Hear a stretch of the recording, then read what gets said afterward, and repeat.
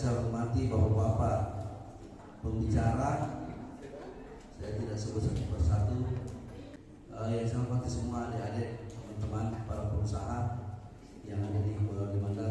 Di zaman saya dulu di HIPMI dan di Kadin itu semuanya jalan.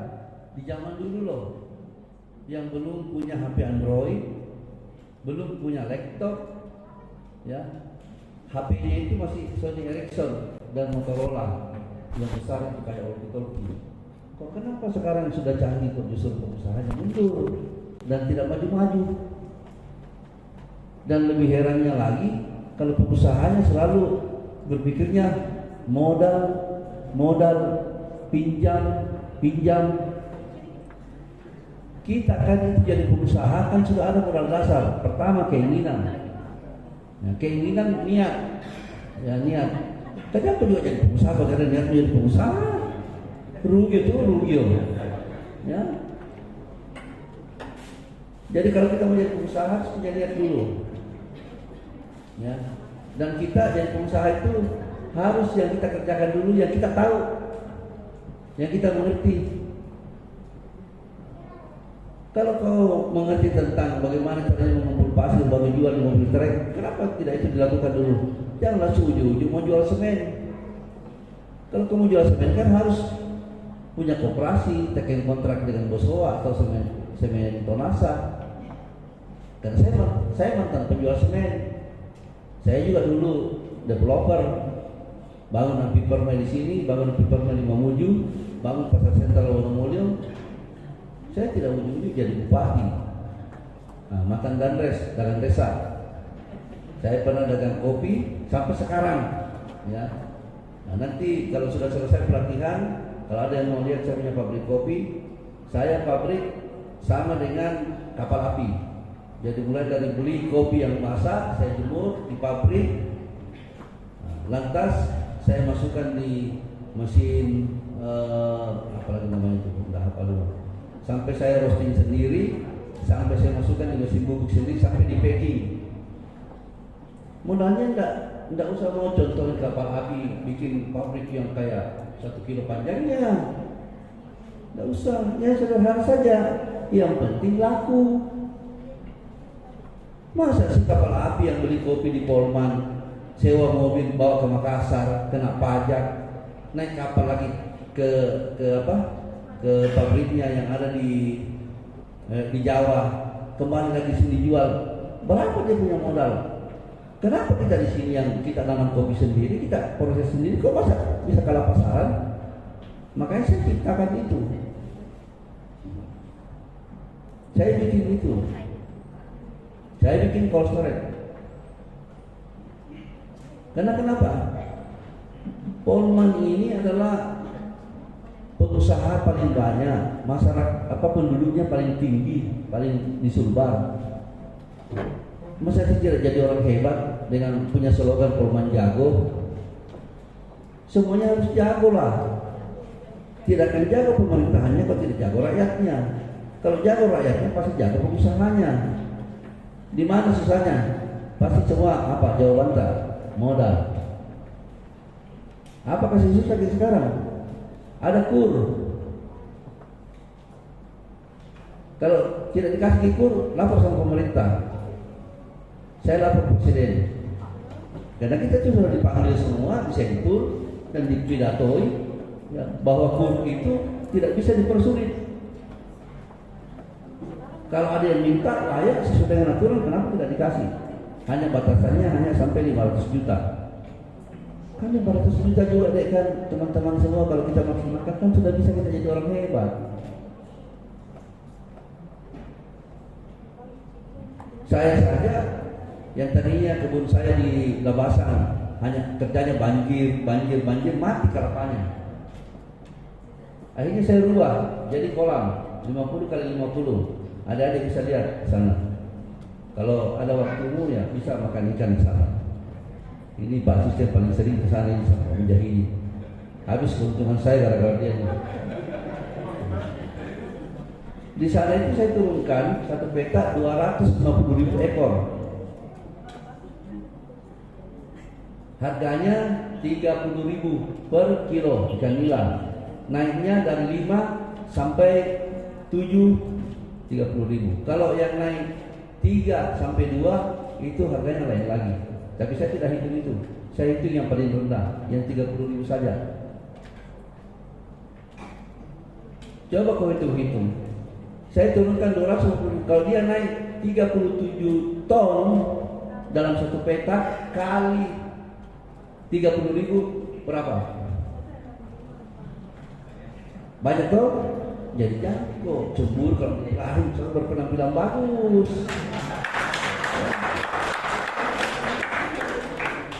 Mau berpenampilan bagus semua tuh? Mau bilang pengusaha hebat? Jangan berangan-angan terlalu tinggi dulu. Berangan dari kecil ke besar. Pak Bupati saja tidak rekat lah, bupati loh. Ya. Dagang emas juga saya boleh, pasang gigi emas juga semuanya boleh.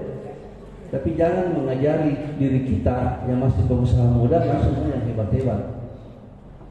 Sama dengan anak saya, kuliah, ambil bisnis, dia kontrol usahanya dari sini. Papa harus mengirim kopi ke Jakarta, 1 kontainer, 2 kontainer, begini, sekian untuknya, sudah begini nak. Kebetulan kau sekolah di Inggris, bisnis. Daripada kau selalu kontrol perusahaan dari jauh, suruh saya mengirim ke Jakarta kontainer, 1 kontainer untuknya berapa? Paling tinggi 18 juta.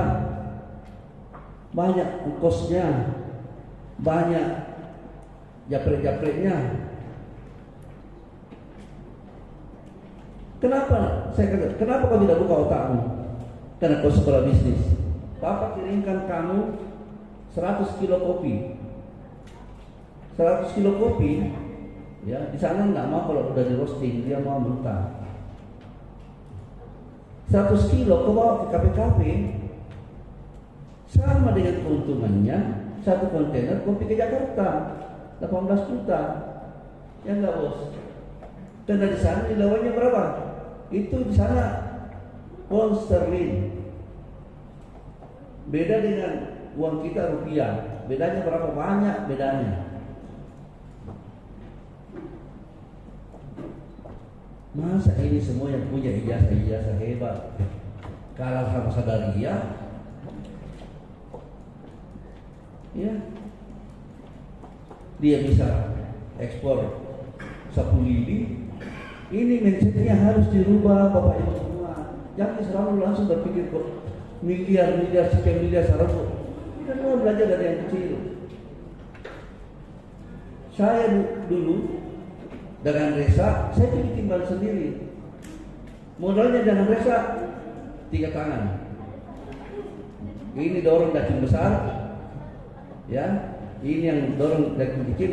Ini yang kasih berat timbangan. Kenapa kita selalu timbang malam? Ini yang main. Pintar kayak cuma dagang begitu Karena pedagang kak. Jadi saya harap ini ya rubah mindset dulu. Ya. Jangan selalu berpikir untung ratusan juta ini. Belajar untuk kecil dulu lah. Kalau sudah pernah alami untung belum? Ini calon pedagang atau pedagang? Pengusaha atau bukan? Pengusaha ya? Sudah pernah untung? Atau sudah untung terus? Ya? Atau sempat untung? Kalau kita pedagang kan itu banyak alternatifnya. Untung terus, sempat untung, atau rugi terus, terakhir bangkrut. Tapi kalau kau mau mulai dari bawah, teman-teman pengusaha ini, ya, saya yakin pasti bisa dan pasti sukses. Karena ini mindsetmu ratusan juta terus di otakmu. Kalau saya begini sekian. Jangan. Saya bangun perumahan, saya pernah mengangkut sendiri batu pondasi naik ke mobil trek. Jadi tahu saya muatan mobil trek itu 4 kubik. Trek tongkang. Ya. Saya pernah di Mamuju bangun perumahan saya angkat sendiri. Tidak ada yang tahu Kak. Dan saya juga waktu itu belum jadi anggota DPR dan belum jadi bupati. Saya angkut sendiri. Jadi besok saya 1 minggu ikuti begitu. Besok saya tak ikuti, saya tahu nih. Kalau dia rata segini, sekian dia muat. Tidak bisa lagi dia bohong. Beli pasir pun begitu, termasuk pemakaian semen dalam perumahan. Dulu, kalau dulu ya, tahun 95, 97, semen itu masih 43.000 per sak yang 50 kilo. Saya sudah tahu kalau perumahan 6 kali 12 itu dia pakai 70 sak dengan campuran 17. Satu sak semen 7 peti pasirnya. Mau kita untung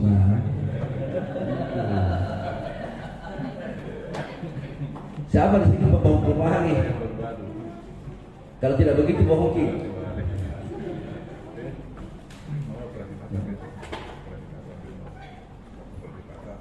Dan harus matang hitungannya. Saya 6 kali 12 hanya 75 lembar. Berapa kaki? 7 kaki. Coba batu merah. Kalau batu merah mana?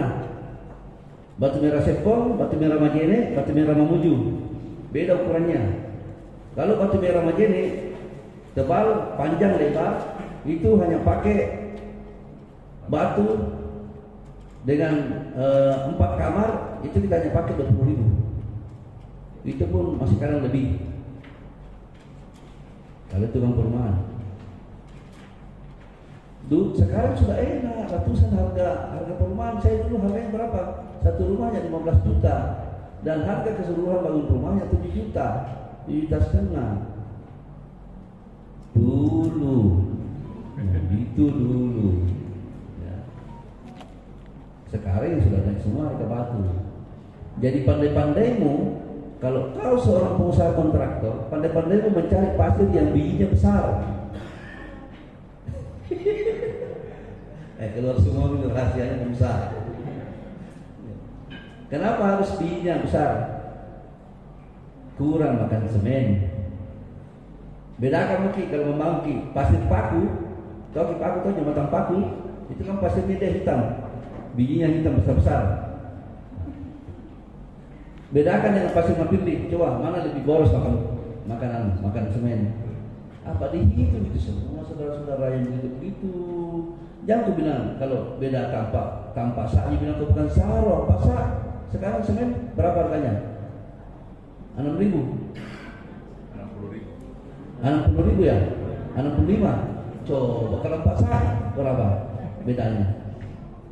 Itu baru nonton semen, belum masuk di kayu. Aturannya keluar.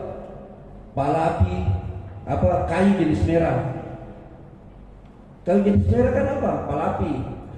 Turun sedikit, palapi mamis, mandar. Apa itu palapi mamis? Durian. Jenis merah, bos. Kalau semua ini rasanya pengusaha ini. Tapi mestinya tahan. Lihat tuh perumahan yang pernah, belum ada yang terbongkar. Sengnya belum ada yang terbongkar. Kayunya, palapi mamis begitu. Nah inilah semua ya. Makanya saya suka jalan-jalan ke sini, karena saya bilang pengusaha sama yang hadir. Kalau di sini pengusaha apa gitu semua? Banyaknya apa? Pengusaha apa ki? Apotek. Nah ini paling enak nih. Apotek. Yang penting ada apotekernya ya. Kalau tidak ada apotekernya, pembuat tutup. Pokoknya tidak ada lagi mempersulit perizinan. Pemuja sudah ada. Ya. Perizinan pemuja gratis ya? Gratis. Pura-pura jangan nanya ini supaya dia jawab itu. Siapa pengusaha di luar apoteker? Kalau kita dinda apa? Laundry. Wah paling enak itu. 2 sendok di rinso turun. apa itu guncang-guncang pakaian garam. Begini nak, ya. Kalau kita pengusaha laundry, ya, kalau bisa jujur-jujurlah sedikit. Bukan masalah sabunnya, bukan. Kalau mau laundry kena baju pejabat, kalau mau laundry bagus dan orang pulang balik, kau bisa jaga itu. Jangan disamakan dikasih laundry semua bajunya ini dengan bajunya kayak kita. Saya kan juga laundry bajuku, tapi saya wanti-wanti laundrynya. Kalau gak begini, berhenti kak. Masa sih bajunya Pak Bupati sama dengan baunya Pak Mujahidin. Saya bilang kan seperti SP. Beda-beda lah.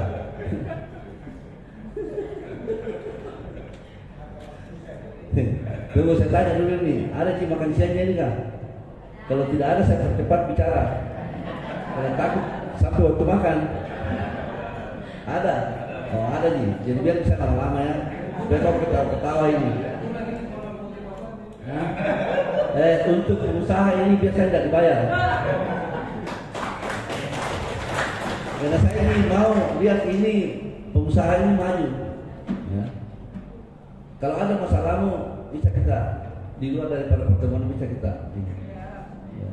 Saya selalu suka memotivasi pengusaha. Kalau ada masalahmu di bank bilang, saya panggil pimpinan banknya untuk bisa memperbaiki. Satu yang penting jangan memang ada utang di sana. Tapi baru mau ke utang baru saya fasilitasi. Saya baru-baru ketemu pimpinannya BRI dari Makassar. Silakan Pak Bupati. Kita fasilitasi, bisa kita bantu. Selain laundry, apa lagi? Pengusaha apa Ki? Ibu. Ada di contoh ya, siapa wakil di sini di Nasano, Pendustrian. Oh, tidak undang kami ya, penindak ya. Maunya undang orang pengusaha supaya dia bisa kita kolaborasikan masalah alat. Satu kali abon. Di mana tempatnya? Di mana tempatnya? Di Wono di mana itu? Nanti saya berkunjung ke sana ya. Dapat apa nih? Itu namanya pedagang. Jangan gedungmu bagus, baru tidak ada ordermu. Hey, mati dipajak.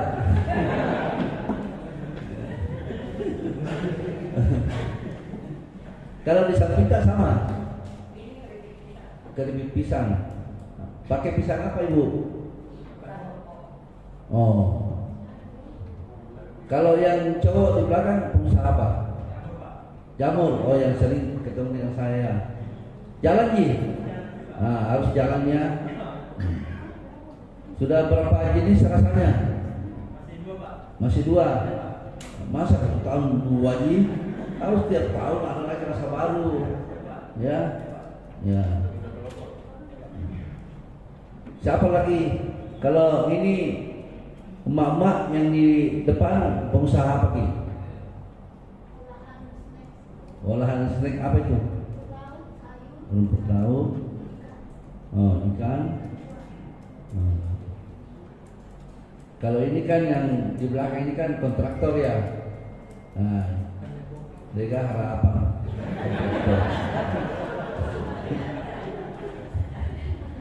Sekarang mati mengap-ngap kontraktor sekarang susah proyek. Apalagi tahun depan Polman tidak dapat anggaran infrastruktur karena jalan, karena sudah dianggap 75% sudah di atas dari rata-rata kabupaten yang ada di Indonesia. Kalau kita pengusaha apa nih? Gemiri. Nah, joinnya dengan siapa? Orang Palu. Di mana pabrika? Mesin. Oh, mesin kupas. Apa kita pakai? Mesin kupas apa? Oh, kalau yang mendinginkan apa? Freezer berapa ton? Pengirimanmu berapa ton per bulan? Masih sedikit. Di Makassar jual di Makassar. Oh, sudah ada. Oh, di Samsul. Oh ya, bagus. Yang penting tahu sedikit-sedikit dulu, ya. Kalau ordermu besar, kau bisa pakai preset di labasan. Kapasitas preset satu kali masuk itu 6 ton. Ya, saya mau kalau kau maju gitu, tidak usah mau ragu. Kalau skor tinggi secara pribadi saya support lah. Saya mau lihat, saya suka lihat ini yang muda-muda ini jadi pengusaha semua. Masa kau mau jadi penonton di negaramu, orang dari luar datang semua di sini. Kau lihat itu IKN, ya, IKN itu diawasi oleh dari luar, karena dianggap pengawas kita itu tidak becus. Jadi kau ini sekali-sekali lah kau order kemiri, ya, berapa ton? Nanti kau pakai preset itu. Preset itu 3, masing-masing 6 ton. Kalau mau ini, ya, silakan. Kalau ibu-ibu yang kerudung hitam, perumahan, nah, konsepnya tadi itu, masa kau yang diam, tadi, ya. Tapi jangan kau ikuti itu dulu, ya. Sekarang kan harga rumah beda, Indah ya. Kalau dulu saya 15 juta di harganya RSS.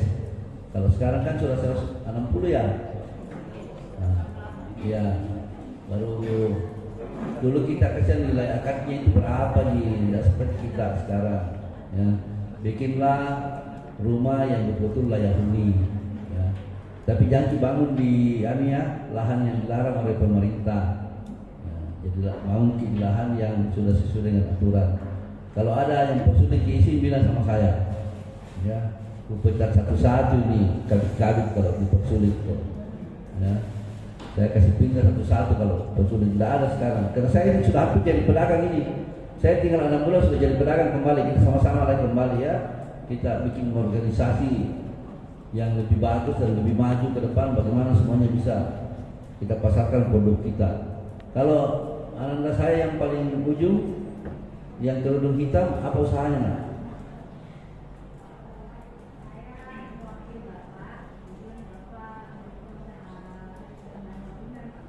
Bahan bangunan.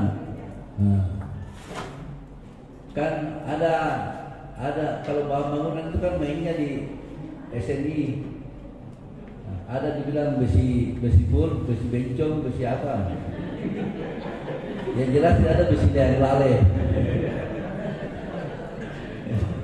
Untungnya kan di situ toh, ya, pandai-pandai bisa aja lah. Nah, kalau ini pembangun perumahan, jangan kau cari pengusaha besi banyak-banyak. Kan semua saya perlu kenal, sama-sama ikut pelatihan begini. Ini saja, ya, bangun komunikasi yang baik. Sedikit tapi banyak. Nah, sama Tony itu banyak Tony untuknya. Nah, jangan selalu berpikir satu kali kau menjual besi tanpa kompak memang enggak, iya nih mahal, yang penting dia beli satu. Tapi kalau 1000 orang beli kan sama untungnya. Jadi harus kau saling membantu di sini. Ini kau satu angkatan ini dibikin oleh Pak PTSP, nah, kau join lah di sini ya. Ini ya begitu. Jadi perumahanmu pasarkan juga bata joronya ibu. Ini supaya semuanya bisa kerjasama yang baik. Tukang laundry kalau lapar beli bata joro sama di sampingnya. Dicampur lagi gantungan, jadi tidak usah khawatir dan jangan harap kau dibohongi karena temanmu pelatih pelatihan. Nah, temanmu itu pelatihan ini. Jadi itulah enaknya jadi pengusaha itu perbanyak teman. Banyak teman, banyak rezeki. Itu kuncinya pengusaha. Pengusaha itu tidak bisa pilih-pilih teman. Sama dengan Pak Bupati, kalau pilih-pilih teman tidak ada yang pilih. Makanya harus golnya kemana-mana. Semua usaha itu sama semua, semuanya bagus, tergantung carata. Dan jangan campur baur agama dengan dagangan. Ya, beda itu. Kalau agama itu berbuat laku dengan sejujurnya, Nah, kalau kau pedagang 20 juta bangkrut besok. Jadi harus membedakan nih, yang mana urusan dagang, mana urusan agama. Ya. Karena dari dulu zaman Rasulullah juga ada pedagang. Ya. Tapi jangan juga, ini kan penyakitnya kita ini, tapi itu orang-orang tua yang dulu sudah untung dalam tuh bapak dia jom bapak saron anu terkasih udahlah nanti lagi jangan bilang-bilang belakang pembeli satu modalnya nanti lagi bapak karena saya pernah juga jual kursi sudut, makanya saya itu tidak ada haji di Wamor tidak kenal Ibrahim. Kalau di Jalan Suparman itu semua kenal, karena pernah saya mengikir kursi sudut sama saya. Makanya bersahabat kan itu aja di sana. Dan Pak Kutau begitu, saya beli kursi sudut di Surabaya. Modal satu kursi sudut itu hanya berapa? 250, paling banyak 300. Bagus sekali modelnya. Kursi sudut masuk lagi kursi model 132, masuk lagi ligna. Pertama masukkan ligna ke Polman saya. Itu. Beli di Surabaya. Saya kasih cicil di Wonomole berapa? Satu kursi. Tahu kasih cicil 3 juta, bayar 10 kali. Tapi bayar kedua muka nih 500. Kalau nggak bisa ya, kalau ratu lah, dia sudah modal lah. Tapi pintar juga ada di sana. Kalau cukup itu 7 kali berbayar, si kuat apa di menggelar di Sarota. Ya begitulah, karena sudah satu bahan, paku tahu begitu. Ya sudah lupa ya, itu kita beramal. Jadi ada amal dunia, ada amal akhirat. Itu kan yang dicari, bos. Jadi itulah ya, kiat-kiat sebagai pedagang itu ya harus selalu mau belajar, harus mau selalu. Jangan pernah surut sama aku jadi ini. Pengusaha laundry jangan selalu berniat menjadi karyawan kok. Besok-besok kau harus berdiri sendiri. Karena kau kan sudah pintar, sudah ikut pelatihan di apa semua. Paling enak itu jual bahan bangunan. Di mana-mana itu bahan bangunan itu yang di hati-hati saja hanya semen, karena bisa keras. Kalau besi 20 tahun pun tidak hancur. Tapi kalau penjual batian jorong, hati-hati. Nah, kalau tidak ada pemesanan, hati-hati bikin stok. Sebenarnya Ibu, ada permintaan juga dari apa dulu yang kita pameran dulu? Kita yang bertiga ke Dubai. Ada permintaan hanya yang satu ke Bahrain, ya kayak Kasipi, Abon, Batian Joro, Kuala Kambu. Hanya yang jadi masalah, saya sudah coba, saya kirim, tidak bisa, tidak apa namanya, tidak bisa awet. Paling ditahan 2 minggu, sudah apa namanya itu, jadi tempe itu jamuran itu Kuala Kambu. Paling suka sekali orang di sana. Tahu harganya di sana 2 dinar. 1 dinar itu kan kita 60.000. Kan uang paling tinggi kan dinar. 60.000 enggak? 1 dinar. Nah dia berikan di sana 2 dinar. Waktu kita bawa ke sana 120.000 sabungkus. Tapi itu tidak bisa tahan. Dan tidak mau kalau diganti bungkusnya harus daun. Ini jadi masalah. Sudah kita coba, boleh, tapi dipakai bahan kimia, pengawet. Nah ini jadi masalah. Di sana ada tesnya, kalau pakai pengawet nggak mau dia. Coklat biji, ya kita bawa ke sana. Itu sudah kita bantai. Orang di sana sudah makan kayak kacang, cara makan coklat. Sudah kita kasihkan semua sampai lagi. Udah, kau tinggal lanjut ini. Kita juga yang jalan. Kalau pembeli ada, yang mau beli dulu itu makanan-makanan ringan kita, itu yang punya galeri penjualan di seluruh negara Arab. Besar sekali peluang dikasih lagi stand di Dubai untuk menjual, tapi tidak ada yang mau. Saya sudah pancing anak-anak, mau kok jual kopi di sana, nanti kita tanggung biaya. Tidak ada dosa paku, orang bandar, saya barang jago kandang. Kopi di sana itu tidak seperti kita minum kopi itu, cakir tolong pun no. Di sana itu kecil sekali, satu sloki itu 5 dinar. Coba berapa ratus ribu uang kita. Tapi tidak ada anak-anak yang mau saya kirim ke sana. Karena saya kirim itu anak-anak yang di Kelapa Dua, 1 minggu pulang nih. Kenapa pulang tuh? Rindu juga Pak Bupati, nggak bisa ketupai. Baik, tidak ada harapan. Rindu mengalahkan uang. Biasanya uang mengalahkan rindu. Yang lebih hebatnya lagi Pak Cinta yang mengalahkan segala-galanya. Karena PD kotak lagi. Ini yang bikin repot.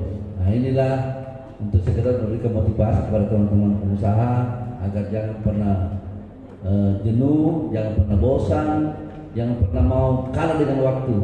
Nah, kita harus bersaing dengan waktu karena waktu berputar terus.